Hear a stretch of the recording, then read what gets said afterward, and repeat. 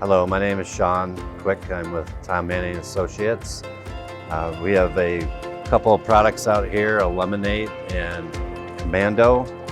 So lemonade we have in toss-ins, and we also added liquids as well.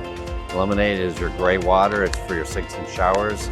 Also has multiple uses. You can use it in your garbage disposal, use it in your dishwasher, washing machine as well. So it has a lemon fresh scent, it's enzymes, it breaks down all the sludge. It's basically one toss in, it's a little disc.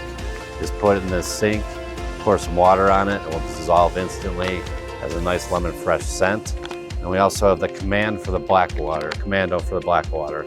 This right here, I recommend that campers in the spring, when they open up, that they use one of the toss-ins in the tank, flush it down, fill the tank up, leave it in overnight. That cleans the walls and it cleans your sensors.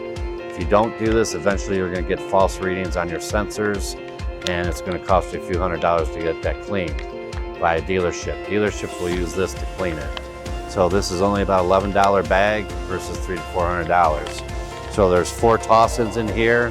This is enzymes, and this also does cut through regular tissue.